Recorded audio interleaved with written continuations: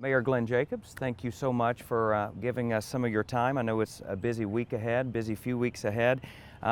We want to get started with something you actually brought up, something that's on your heart to talk about this morning, and that's the tragedy we saw a couple days ago. Sure. And Tuesday there was an attack at the pilot in Strawberry Plains. It was a horrific, evil crime, and we're praying for the victims and their families, and also thanks to the heroes who stopped even more death from happening.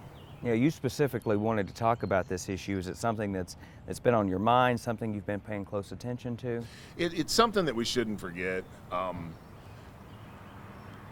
It was just, we use the term senseless a lot, and this was truly senseless. I mean, there was no reason for it. It was an evil act. Innocent people were harmed and killed for no reason other than being in the wrong place at the wrong time. And it's one of those things you try to wrap your mind around and try to understand, and there just is no understanding. Thankfully, we have some great people in our community, and we have the Knox County Sheriff's Office, who always acts with just the utmost professionalism, and did in this situation. Of course, the suspect was killed by a Knox County Sheriff's Office deputy, and I know that that's going to weigh on that deputy. So he's in our prayers too, and it's just one of those things that you can't understand why things like that happen. You got that on top of a global pandemic. A lot of the county is shut down right now. How do you stay positive? How do people stay positive in times like this? Well, I think it's important to realize that when we're looking at the COVID-19 pandemic, there is light at the end of the tunnel, and that's a good thing. And also, we can either look at things as problems or we can look at them as challenges. And we're going to be faced with a lot of challenges even coming out of the COVID-19 pandemic. Our economy has been greatly harmed, and we are going to have to, as a community, come together. There are going to be a lot of people that are hurting. Some folks will have lost loved ones. Some folks will have lost jobs. Some folks will have lost their savings.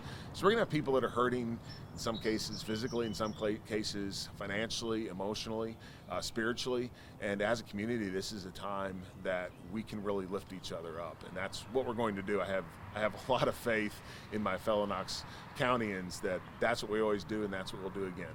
I won't read any numbers because this will air Sunday, and Sure. We're taping this on Thursday morning, and things will change. But what likely isn't going to change is the statewide order to stay home unless you're traveling for necessary trips. Revisit your reaction to this increased restriction on Tennesseans. Sure. Here in Knox County, we've seen a lower number of cases as well as a lower number of hospitalizations and fatalities due to COVID-19. And I think a lot of the reason for that is because our folks here are just naturally going to do what they have to do to protect themselves and to protect their families. And Governor Lee he's in a different position than I am. He's over the whole state. I think that when you ask people, encourage people to do things, we have to take responsibility for our actions, and people generally do that. So when it comes to government mandates, I don't like those because it's the government demanding that you do something or else, which can become that can become problematic, especially when we're looking afterwards, what happens after this is all over. And then we look at the businesses that have been shuttered. For instance, I went to my gym right before it closed, and they were in there doing everything that you possibly could imagine. And the person that owns the gym actually was a former RN who has a lot of experience with infectious diseases. So they were taking the necessary precautions. So in that case, I wish we would have been able to work more with some businesses and saying, hey, this is an issue, this is what you need to do, and we're going to inspect you. And I think a lot of businesses would have done their utmost to comply with all of that. You think restricting the way business is done instead of restricting certain businesses? Yes, I think we all realize this is a serious issue. And when we're looking at things like barbershops, hair salons, nail salons, the reason that they were closed is because you're in close personal contact with someone for a period of time, and there's really no way to avoid that. And what we're actually working on now is getting together with some businesses, myself and some other elected officials, and coming up with some best practices because this is not things aren't going to go back to normal tomorrow by any stretch of the imagination. And even after, businesses are allowed to open, they're going to have to ensure the public safety. So best practices and how they can do that and how we can get them open as soon as possible. This has been a huge economic hit to our area, to the country, to the globe. And I'm not talking about, discretionary income. I'm talking about people being able to put food on the table and being able to pay rent. And one of my concerns is that when we look at the long-term consequences of COVID-19, the economic consequences are going to be monumental. And when we look at long-term harm and in some cases long-term death, economics plays a part in that. And if you don't have a healthy economy, you're not going to have healthy people. So we have to do everything that we can to ensure that we have both. And talk to me about some of those economic issues. Well, you and I were talking about you're probably actively working on a county budget. Sure. And you'll be presenting it publicly in a matter of weeks in June. But you are anticipating losses from the previous fiscal year, the one we're in, from March, April, and May. Talk to me about the balancing act. You guys have already made some cuts. Talk to me about that. Right. We've already implemented a hiring freeze and a wage freeze. For the upcoming budget, we're talking with our department heads, and they've been working with us, seeing where that they can make appropriate cuts. Some of the things that we've done in the past, we're simply not going to be able to do because we're not going to have the money to do it. I mean, our sales revenue is going to be down for the end of this year, and who knows what happens next year. We have projections from the state, but they're just projections, and we should all realize that. And then when we even look at our property tax collections, again, here in Knox County, when we're looking at people taking personal responsibility for stuff, almost everybody in Knox County pays their property tax on time. We have an extremely high rate of that. Well, when people get into a cash crunch, that's going to be a problem. So that's something that we're going to have to take into account. So we're doing the best that we can with the budget, but just like any other organization, any other business, at this point, it's very fluid. When we look at the overall economy, over the past 2 weeks, well, of course, again, we're filming this on a Thursday. The unemployment numbers will come out today for last week. 9.9 million Americans filed new unemployment claims, 140,000 in the state of Tennessee, which is staggering. Again, just unprecedented numbers.